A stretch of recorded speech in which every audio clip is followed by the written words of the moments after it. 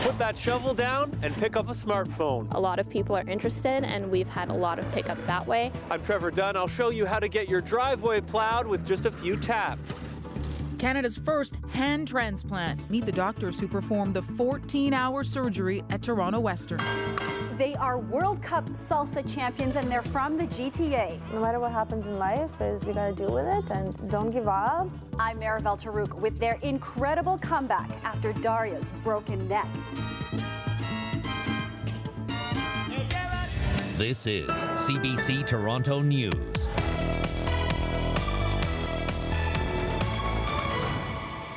Good evening, I'm Dwight Drummond. And I'm Neil Kirksall. Anne-Marie is away tonight. It's another slow commute home for many tonight, but it has nothing to do with the snow. The GO Lakeshore West line is seeing major delays after a death at the Port Credit Station. When we arrived, the male was pronounced deceased. He's 55 years old and a Mississauga resident. Peel Police responded to the station around 3 this afternoon. Investigators say the death is not suspicious. The tracks have reopened, but there was a big backlog at Union Station. Some trains delayed 15 minutes.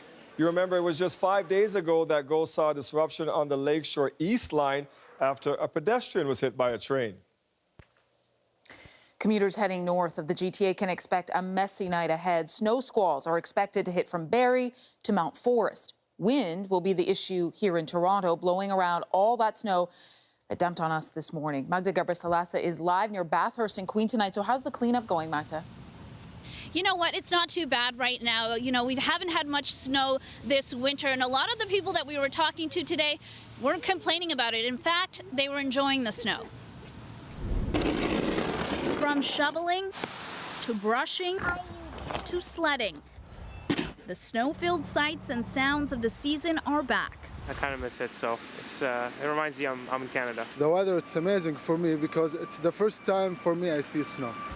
This morning, parts of Toronto got 10 centimeters of snow, and the snow has been falling off and on all day. It's actually okay. I thought the travel would have been a lot more worse, but the commute on the TTC was fun. Count your lucky stars. It's not like it used to be.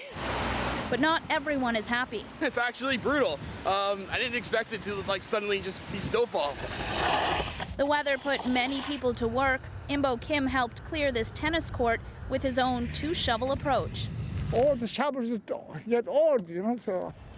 While some work, others play. I like playing with it. I just let it in it. So she's making snow angels and snowmen and just enjoying the weather. She's making it out of anything. She pretends we have like Play-Doh at home. She pretends it's snow. 2-year-old Maya couldn't get enough of the snow at Riverdale Park East. A lot of people are having fun with the snow today, but you have to be aware of what lies beneath. We saw many people slipping and falling, and there was even more trouble on the roads. We've got basically 130 collisions that really should never have happened, because in the end, it's not the weather that causes you to go out of control, it's the driver. Drivers should be prepared for more snow on the way. Constable Stibby had one more tip. Because people are going to be dressing warmly for this weather, you may be wearing those big clunky boots. He says you should not be driving with them. They could get stuck when you're driving, so you should have a different pair of shoes when you're driving to stay safe while on the roads. I'll throw it back to you guys for now. All right, thank you for that, Magda. Now, yesterday we said on the show, you know what? We're going to have these fender benders, we're going to have these accidents, because we all forget how to drive in this weather. One good thing about the snow, when we were shoveling it, though, Jay, it was light this morning. Yeah, it's not hard to clear the snow. A good sneeze and your car is clear. That was what it was like this morning. The problem is, if all it takes is a good sneeze to clear your car, you can imagine what gusty winds that are now starting to increase will do in terms of visibility if you are planning on driving. Even with only a few scattered flurries in the city tonight, visibility could still be an issue on area highways, and that's because of blowing and drifting snow. We didn't see a lot of snow, but the snow that fell was very light, very fluffy. Now, where we are going to see a lot of snow, just a risk for additional flurries tonight, through tomorrow morning in the city. But to our north, snow squall warnings in place for Barrie, Collingwood. You can see Newmarket as well as much of northern York, North Durham region under a snow squall watch. This is where we could see heavy accumulating snow through tomorrow morning. So Highway 400 towards the top of the 404, north of the 407, north of Highway 7, some heavy accumulating snow possible. Here's a look at the satellite and radar shot. You can see those bands of lake effect snow already setting up off of Lake Huron as well as Georgian Bay. Potential amounts anywhere from 10 to 15 centimeters, locally over 20 possible in those warned areas. Just a few flurries here in the city through the overnight tonight. Temperature by midnight will be around -7, -8. By tomorrow morning, we're down to -9. No snow in the morning, early morning for Toronto. To our north is where we'll see the heavy stuff. A few flurries later through the day. I'll be back with those details coming up a little later. We'll see you in just a bit, Jay. Thanks so much. Well, we're speaking of shoveling. There's a lot of that to do, but now there's an app for that. No need to sign a snow contract. All you need is your smartphone. That story is coming up just a bit later for you. All that snow out there falling like our loonie. The loonie dipped below 70 cents US today. That hasn't happened since '03. The Canadian dollar ended the day at 70.14 cents. But as Cameron McIntosh explains, it could get worse before it gets better. So what does a falling dollar look like? Their cost is no different than mine. Talk to Munther Zeed. Asparagus. From Christmas to New Year, we were $3.99 a pound. I'm $6.99 a pound right now. There are examples all over his grocery store where he's trying to hold the line on most items, but as the owner of the store, I know what my cost is, and I'm even scared of the cost. It's where average Canadians are most likely to really feel the slumping loonie, dragged down by lower oil prices, now to a level not seen since May 2003. I think the dipping under 70 cents, there is a psychological factor. One the economy is grappling with. Theory is this should be good for exports, but that hasn't really happened yet. And it may take a while, say economists, as the Canadian economy looks for ways to counter low oil. If we're going to start getting the economy growing again, we've got to really reinvest in this economy. That's the plan, says Canada's finance minister. We're sticking with our plan to invest significantly in the economy. We think it's the right thing to do. That doesn't happen overnight. Meanwhile, you're likely to keep feeling it on your grocery bill.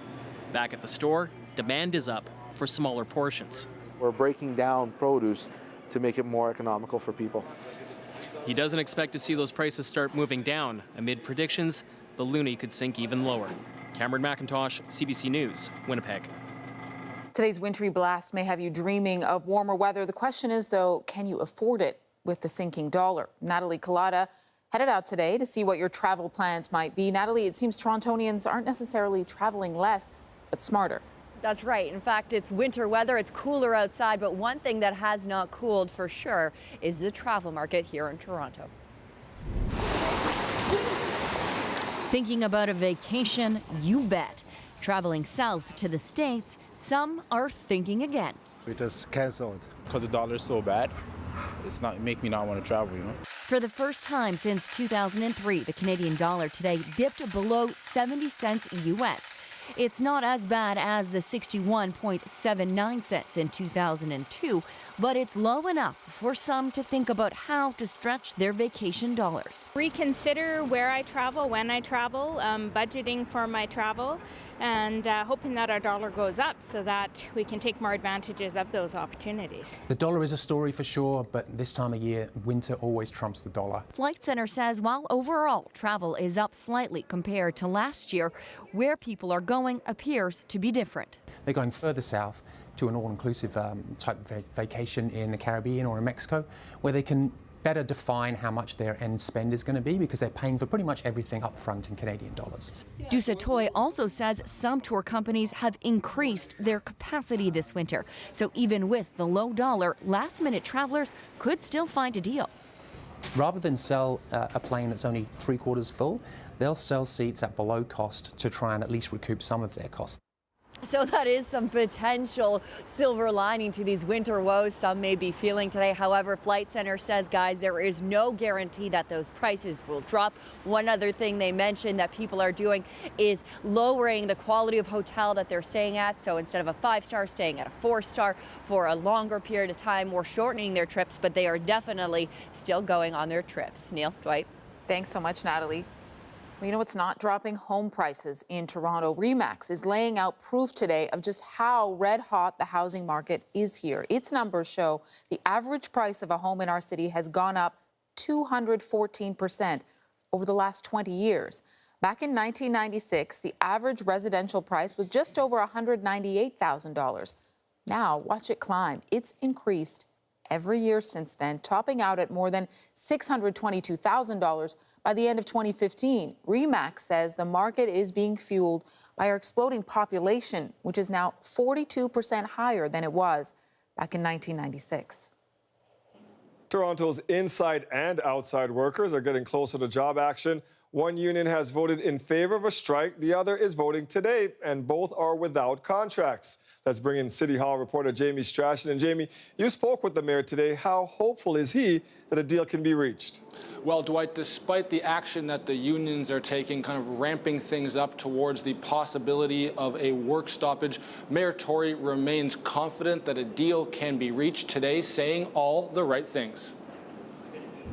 It was a hint to us that things could get aggressive. Tim McGuire says his goal is simple. We're not looking for significant economic gains.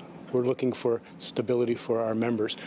We're not looking at having confrontations over new suggestions of cuts. The head of CUPE Local 79, which represents about 20,000 inside city workers, says the city's early tone in negotiations has not been positive. Issues around job security continue to be a sticking point. We were starting to get the sense that there could be an aggressive approach to bargaining taking place by the city.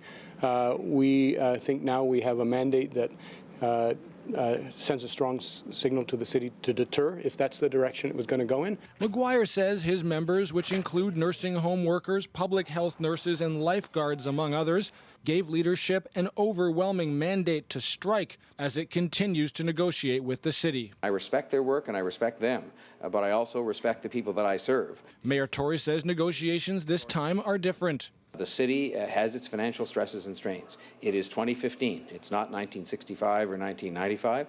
And so we have to make sure that we have deals, which I'm confident we can reach, that are consistent with the circumstances in which we find ourselves. Local 416, which represents outside workers like garbage collectors, will decide today whether to give its leadership a strike mandate. Now, Jamie, if both unions get that strike mandate, is a work stoppage imminent? Well, Dwight, it puts the pieces in place to make one possible, but a work stoppage or strike not imminent at this point. We're not going to see something happen in the next days or even next few weeks. It's not to the point where one side says, you know what, we're at an impasse, this deal is simply not going to happen. When someone gets up and says that, the clock begins ticking towards a possible work stoppage or strike, but not there yet, thankfully. Yeah, let's hope it doesn't get to that point. Thank you, Jamie. Mayor John Tory will sit down with Prime Minister Justin Trudeau at City Hall tomorrow. The two will meet privately for 45 minutes before holding a news conference. There's no official agenda for this meeting, but last month Tory said he is optimistic Trudeau will follow through with his infrastructure funding promised during the election campaign. We'll have full coverage online, on radio, and right here on CBC Toronto. The man involved in a hit and run that killed a popular Swansea public school teacher was sentenced today, 3 years after he hit Tom Sampson and kept on driving. Miguel Oliveira pleaded guilty last May to leaving the scene of the deadly crash. Today, he was sentenced to 6 months in jail with credit for time already spent under house arrest. That means he'll spend the next 15 weekends behind bars.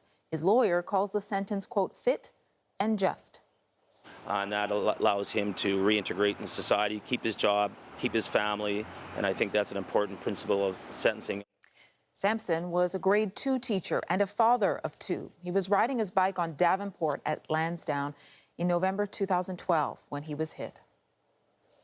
The Foreign Affairs Minister is offering condolences to Turkey tonight. 10 people were killed, another 15 hurt in a suicide bombing this morning. The bomber targeted Istanbul's historic tourist district, always packed with visitors from right around the world. Margaret Evans with the warning for Canadians tonight. Istanbul, one of the world's most romantic cities and a dazzling draw for millions of tourists every year. Today, its calm was shattered by a huge explosion near the famed Blue Mosque. And then the sounds of sirens as ambulances rushed to the scene and on to hospitals.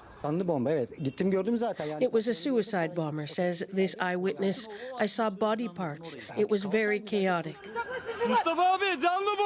Police closed off the area, which includes the Hagia Sophia and Topkapi Palace.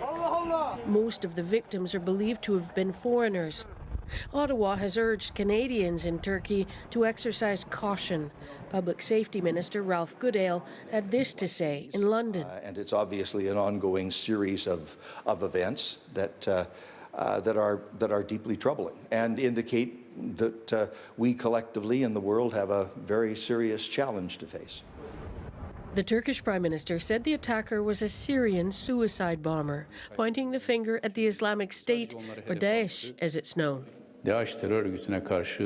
Turkey won't backtrack in its struggle against Daesh by even one step, he said. All of their connections will be found and receive the punishments they deserve. Just a few months ago, another attack attributed to ISIS killed more than 100 people, this time in the Turkish capital of Ankara. It's notched up pressure on Turkey, increasingly an ISIS target, as it takes a tougher stand against the militant group. Margaret Evans, CBC News, London. Coming up for you, lotto fever hits new heights in the U.S. The Powerball jackpot now sits at $1.5 billion. We'll show you how a bakery here in Toronto is trying to cash in on the hype. And a broken neck dashed their Pan Am dreams. Now these two are world salsa dancing champions. Their incredible story next.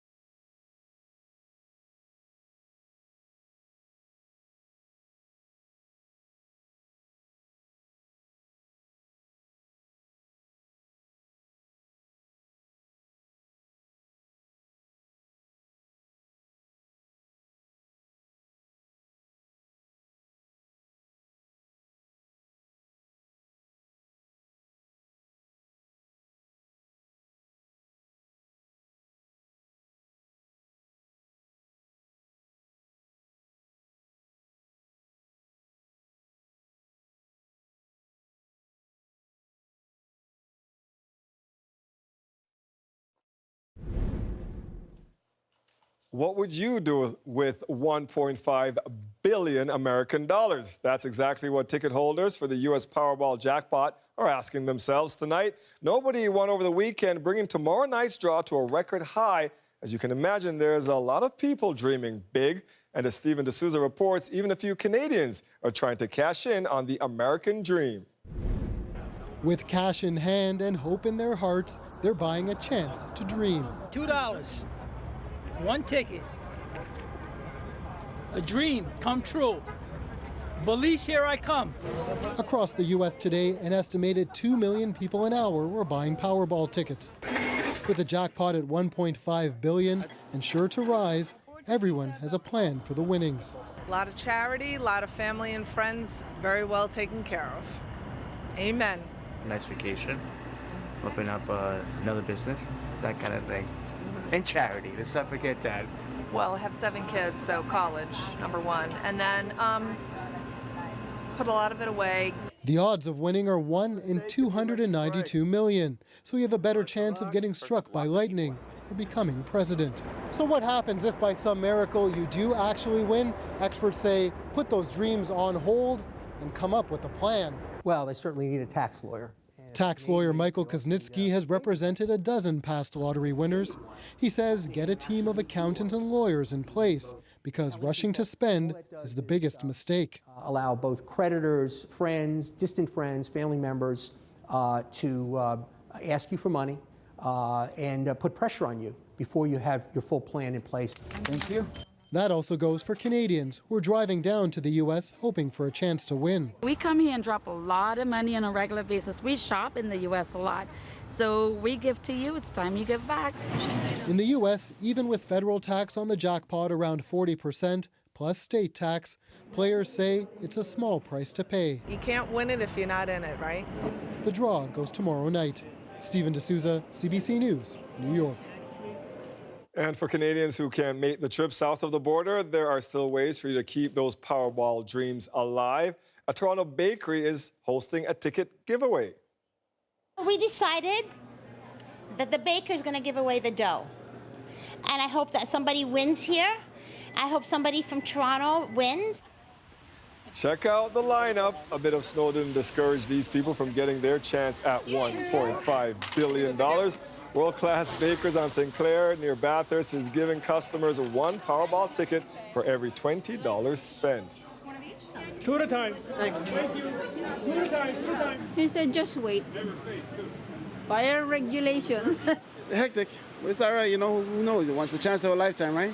You go and get some bread, and you get a ticket. Why not?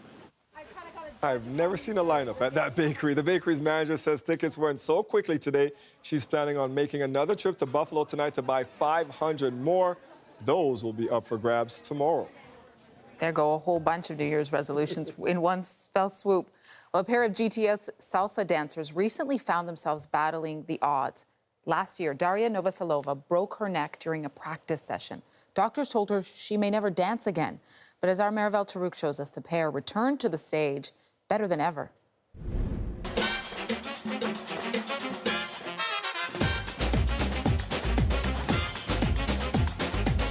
It's been a year of highs and lows for these dancers. Roberto Quaresma and Daria Novoselova won the 2014 World Latin Dance Cup in salsa, then got a chance to perform at the Pan Am Games. And we were so excited about it. You know, it's such a crazy opportunity to dance in front of the whole Rogers Center and millions watching on TV. We just were so ecstatic about it. But then a horrific accident while rehearsing last February. Basically, her body is upside down, so I have her legs this way.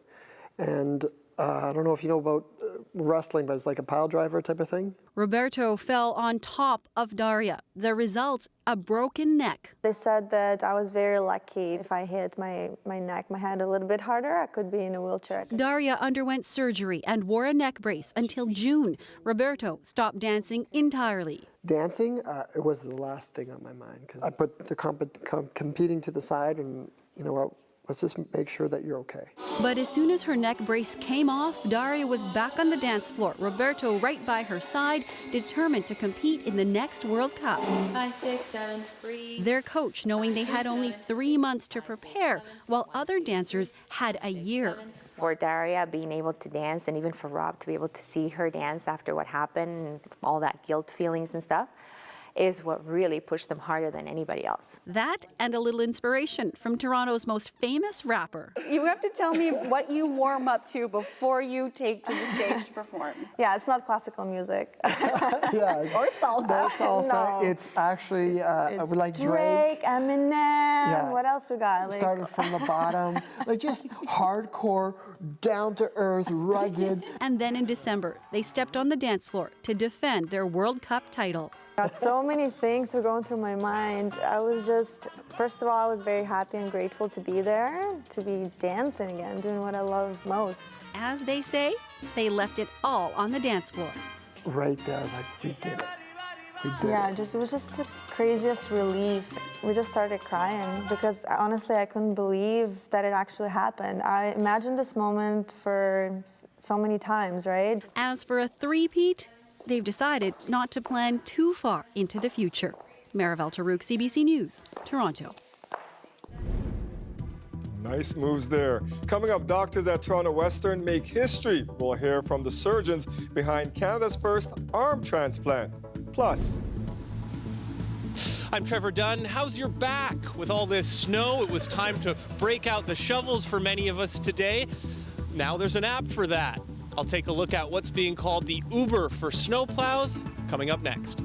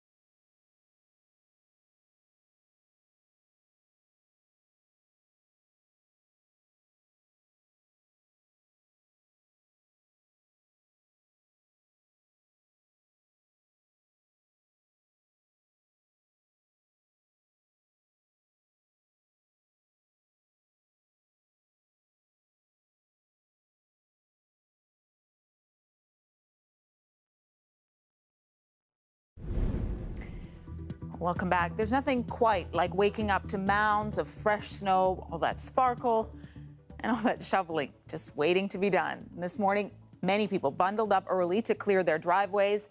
Others pulled out their smartphones. Trevor Dunn is live out at Bathurst and Queen tonight. So, Trevor, apps, snow removal apps are all the rage. Neil, there's a few of them starting up this season, this winter, and one of them is based right here in Toronto, and it's only a few weeks old, but already getting a lot of interest, especially on a snowy day like this. Instead of getting out there with the cold and the shovel, all you need is a smartphone and a credit card. Its creators say it's a lot like Uber for snowplows. Between the driveway, steps, and sidewalk, Marla Kamen has about an hour of shoveling in front of her. She says she doesn't want to hire a snow removal service. Like you say, you pay up front for the contract and then it doesn't snow and you're out of luck, right? But when the snow really piles up, she says she'd be interested in an on-demand snowplow. It's actually a really good idea. Garrett Perry has been driving a snowplow for 3 years. His company has contracts with homeowners and businesses across the city. This year, he's trying something different.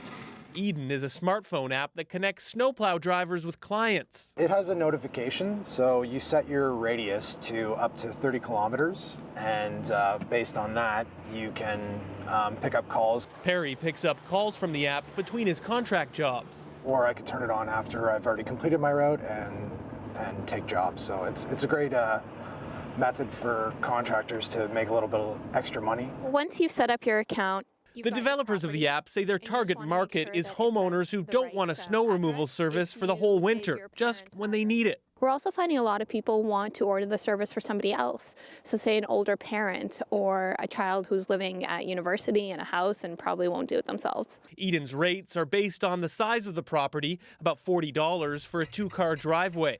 It only works with contractors who are insured and members of the Landscape Ontario Trade Association.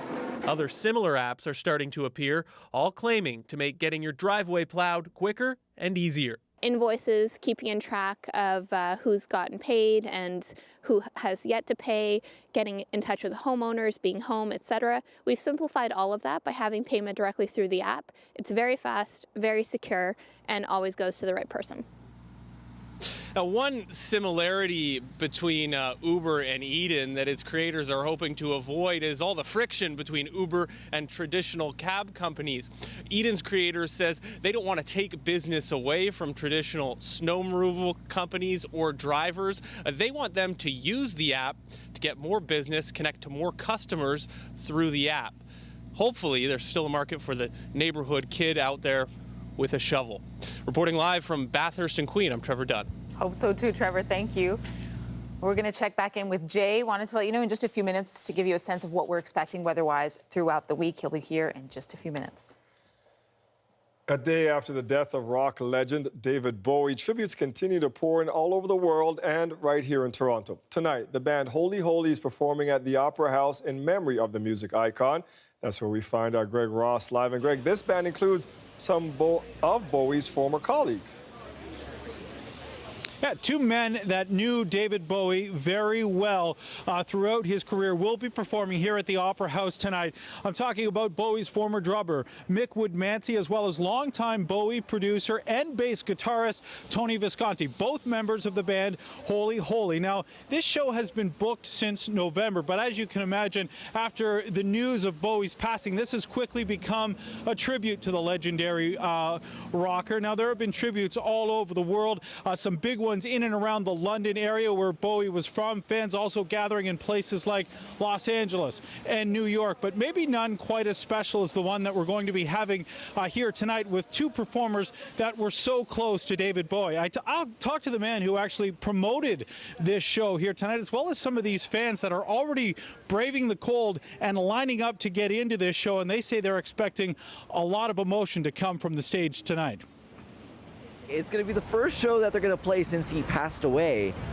I don't know what's going to happen, but I don't know where else I'd rather be. Everybody just wanted to hear those songs, those timeless, amazing songs. Now, this band, Holy Holy, was only supposed to perform one show, and that's the one that's happening here tonight. But after Bowie's passing, the Opera House was inundated with phone calls, people wanting to come and see the show. So the band has decided to add an extra night. So they're going to perform again tomorrow night. So that means Toronto will get 2 very special tributes to David Bowie. Reporting live from the Opera House, I'm Greg Ross. Thanks so much, Greg. Well, this is it. Tonight, U.S. President Barack Obama delivers his last State of the Union address, setting the stage for his final year in office. And this time, he's planning to strike a different tone. Paul Hunter is in Washington with all the details for us. So, Paul, what can we expect tonight?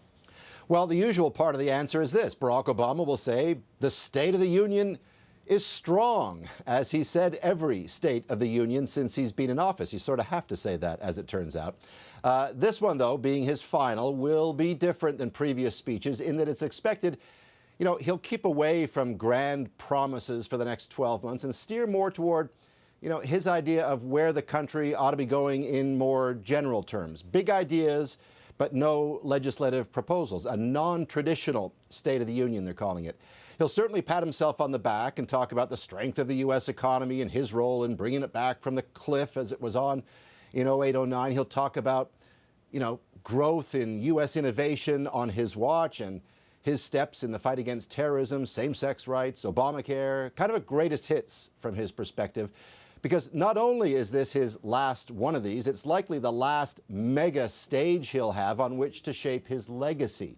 He ain't going to be around much longer, so one eye's on the history books. Interestingly, the White House tweeted out a video to preview the speech, and it's a little unusual. It's in black and white, and listen for the background music, but at the same time, it'll give you a sense of tonight's theme and tone. Here's a bit of it. I want us to be able, when we walk out this door, to say, we couldn't think of anything else that we didn't try to do, that we didn't shy away from a challenge because it was hard. Paul's savvy social media helped him get elected, certainly a hallmark of his campaign. As we look at this election year ahead, is that part of that video too? How does that factor into things tonight? The year ahead, yeah, well, one eye on legacy, the other on the ongoing campaign to replace him. So, consider tonight's speech, in a way, guidance, as he'd want it, for Democrats and for American voters, as if to say, look, Democrats will follow this path that he's going to talk about tonight. That is, Hillary Clinton or Bernie Sanders, who, and at least in broad terms, will be his message, are cut from this same cloth. Republicans, goes the implication, not so much. And America has a choice to make this year. So if you hear talk of inclusiveness or immigration or guns or foreign policy, an underlying message will be Republicans have a very different approach on those things than Democrats. And for the moment anyway, by Republicans, that means Donald Trump. On Trump, Obama talked this morning to NBC and contrasted, Barack Obama's view of America with the kind of America he thinks Trump represents. Here's a clip of that. I'm pretty confident that the overwhelming majority of Americans are looking for the kind of politics that does feed our hopes and not our fears. In no part of your mind or brain can you imagine Donald Trump standing up one day and delivering a State of the Union address? Well, I can imagine it in a Saturday night skit. And Neil, I bet he doesn't say that on the State of the Union address tonight. It all gets going at 9 p.m. Eastern. We'll be watching. Thanks so much, Paul. History has been made at Toronto Western Hospital. A team of doctors has successfully performed Canada's first upper limb transplant. We have been preparing quite intensively for over a year to get ready for this operation. Well, it requires a tremendous collaborative effort putting this all together, but I think it means that it's available now. The transplant recipient is a 49-year-old woman who had lost her arm below the elbow in an accident many years ago. She received a new forearm and hand from a matched donor. The procedure lasted approximately 14 hours and involved a team of 18 surgeons. It's really a team effort. It's not one individual person that can put this all together. It's really the whole team that has to come together and work together in a cohesive fashion. Doctors say the recovery process will take about 2 years in total. They add this is a big step that will open up a window to more reconstructive surgery in Canada. When we think about our diet, it's often in terms of those numbers on the scale, but more and more evidence exists on just how important it is to eat for your brain. What you put in your body and when can help protect your brain against inflammation, prevent disease, and promote the growth of new brain cells. Shannon Martin has been looking into this for us today. She's live with us in studio now. So what's the secret? That's what everyone wants to know. And sadly, of course, there is no secret, but there are pills and potions promising to boost your brain power. We talked to a Toronto researcher today. She says, yes, no quick fix, but there are things you can do right now. Add them to your grocery list to improve your brain health. Our obsession with the scale goes way back. These battlers of the bulge have come together in their common war. Decades of dieting to slim down, but lately, a shift to full body health. Function at the optimal level. It makes you feel better if you're, instead of just eating like a bunch of processed foods, McDonald's, it's all terrible. I'm a cancer patient. Yeah, and that's why I always look for my diets and the food that I intake. Oh, now eggplant. Beautiful. Carol Greenwood is a senior scientist and professor, a whiz when it comes to brain health. As I was getting older, everybody was talking about how important it was to think about our financial needs around retirement. Are you putting that money away so that you can be playing golf and traveling the world, or are you putting that money away so that you can be in a long-term care facility? Greenwood says you just can't wait until you're older to start worrying about your brain. As we understand that negative lifestyle increases our dementia risk, it gives us a huge window of opportunity to start bringing in preventative strategies. Predominantly what you eat. Greenwood's grocery list mainly follows the Mediterranean diet. Go for your nuts, go for your fish, go for your fruits and vegetables, the cruciferous vegetables, the broccolis and the cauliflowers. Red meat should be a treat 1 to 2 times a month. Foods that fuel the brain, nourishing memory, and beyond. You're going to be professionally more successful because your brain is functioning well, but there's also huge parts of it that you're going to be more successful at a very personal level because you can be more engaged. And here are some good news. You can get started now. It's never too late, Neil. Your brain is very resilient, so you can start those habits if you've maybe been slacking a little bit on your diet. I don't know who you're saying, not me, maybe Dwight. But you know, sometimes there's a cynicism that develops because it seems like there's a new superfood that you have to eat to be healthy every couple of years. Pomegranate, acai berry, now kale. So what she says about that is, she says there's no one superfood, even though some get popular over time. Variety is key. Choose foods that have a lot of color. So blueberries, pomegranates, even green tea, chocolate, red wine. There's some fun stuff on there. Just variety really is key here, Neil. Balance. Thank you so much, Shannon. You're welcome. We like variety, but we like dessert too. No dessert on that list. Coming up from SCTV to SNL, no matter what side of the border, Martin Short is a veteran of comedy. Now he's getting a new honor. Details right after the break.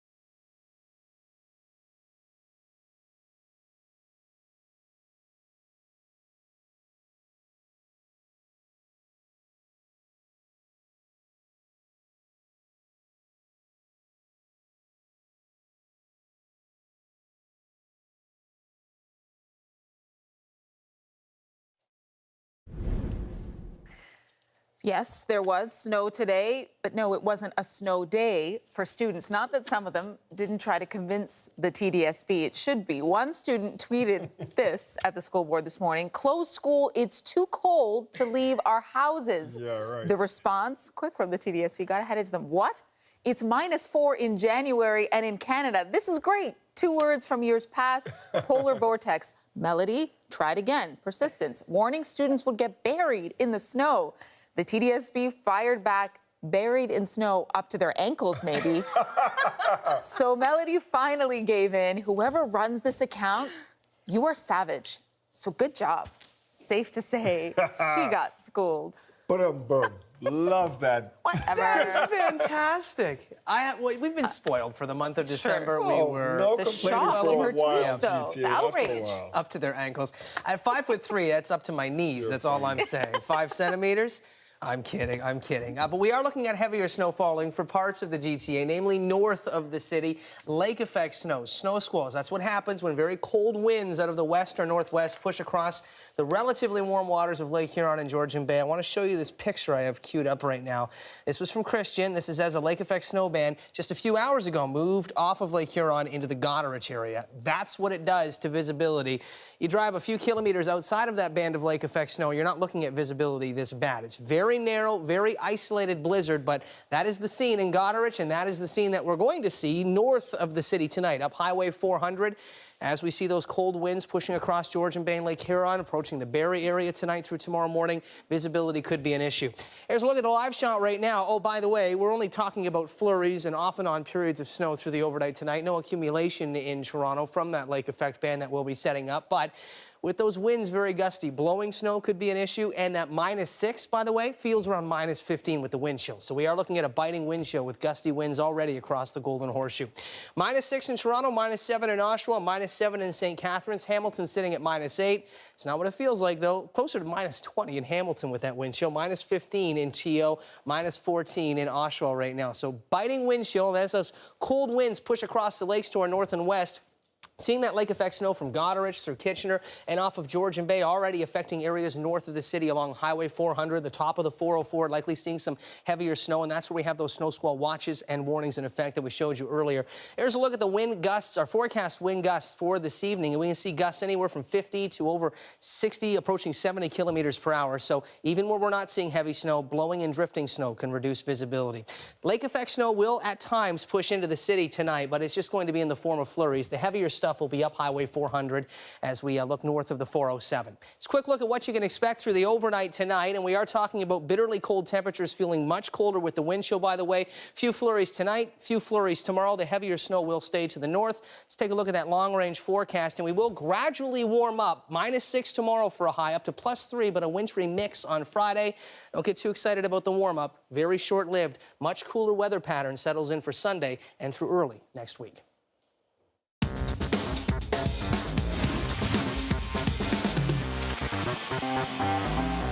And Alan sent us this fantastic shot that really captured, and it wasn't a lot of snow, but this was from 6 a.m. looking south on Yonge Street this morning. It was the timing. It happened during the rush hour. We saw gusty winds, that light, fluffy snow, messy roads, and poor visibility. And yeah, tomorrow morning, at least in the city, will not look like that, by the way, Alan. To our north, that's where the lake effect snow could be an issue for that morning commute. You, by the way, are in for Friday's draw. And if you want to get in on the draw to win that prize pack with our Weather Watchers contest, send us your pictures via email, cbc.ca/Toronto, and click on our events page. Thanks, Jay.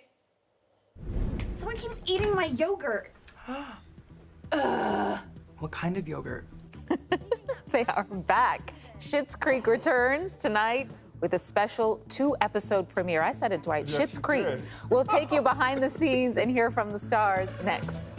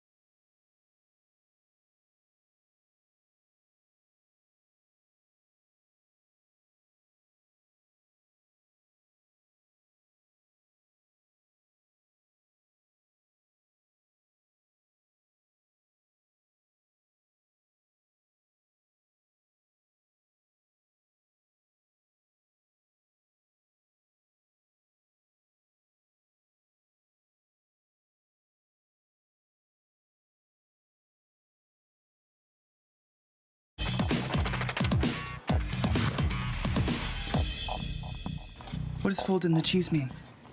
He folds it in. I understand that, but how do you fold it? Do you fold it in half like a piece of paper and drop it in the pot, or what do you do?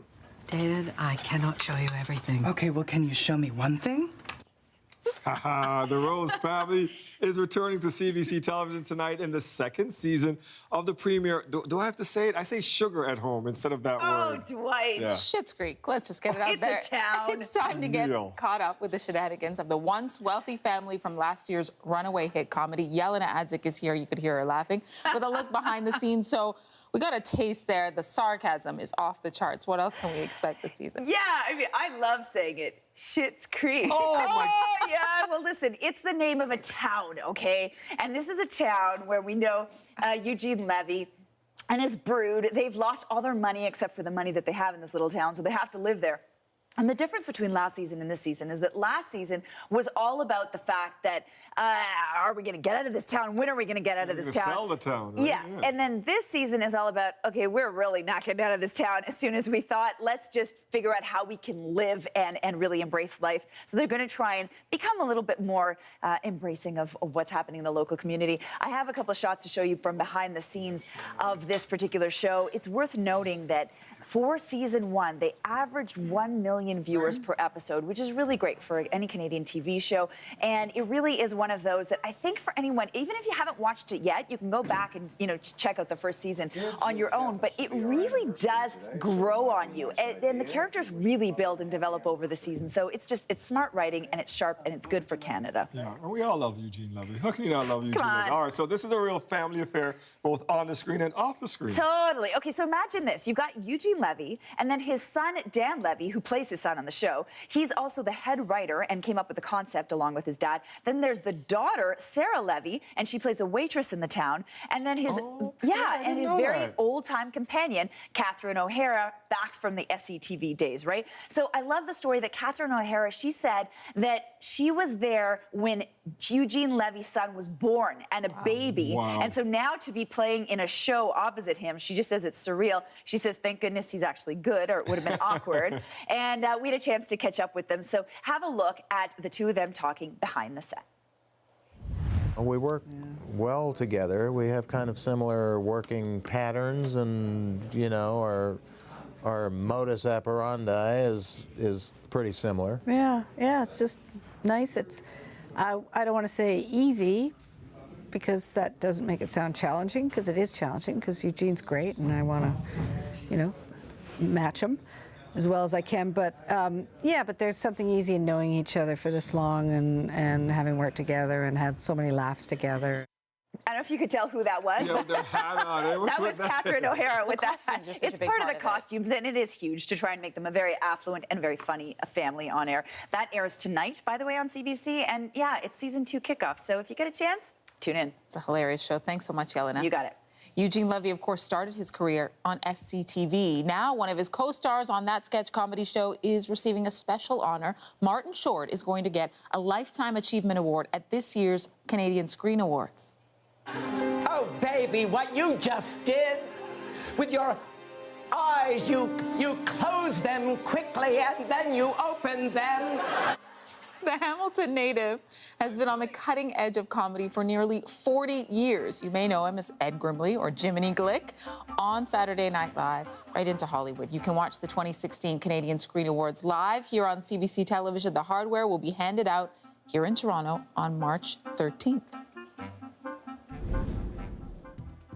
When we come back, could this be America's most vain criminal? Apparently, he didn't like the mugshot police sent out. So wait until you hear what he did. Next.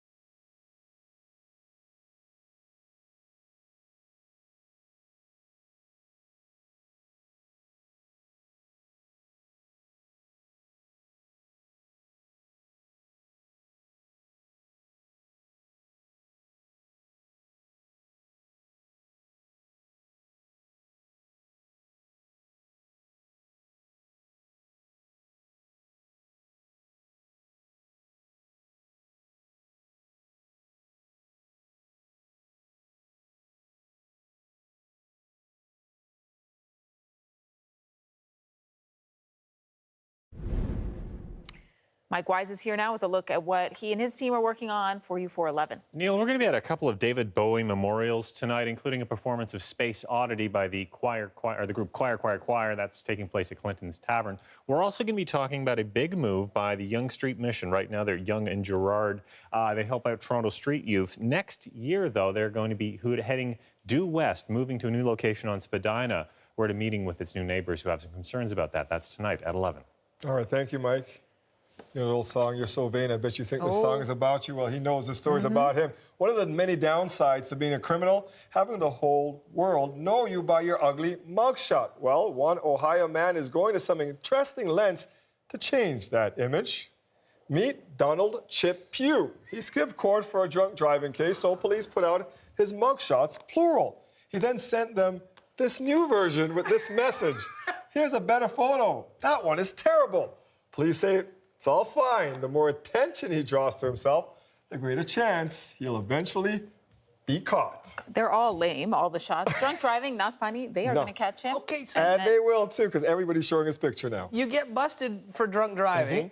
Then you send the police a picture of you driving while behind taking a car. selfie. You got it. Distracted driving. Oh, Unbelievable. Winner on many They're gonna levels. catch him. Vain They're gonna have some and fun. not the brightest light bulb in the ceiling of life. All right, let's take a look now at your day planner for tomorrow. We are looking at lake effect snow to our north. I think we'll likely be dry in the morning in terms of potential snowfall, but very, very cold. And blowing snow could still be an issue if you're heading in from out of town on exposed highways. -7 for the noon hour. Chance of some flurries by mid to late morning, and we'll keep that risk through the afternoon. Daytime high of only -6 tomorrow. We'll get through it. Thanks so much, Jay. That's it for us here at CBC Toronto tonight. Thanks so much for watching. And remember, Jay said snow to the north, so take care if you're driving north of the GTA tonight. We'll see you back here tomorrow at 6. Thanks for joining us.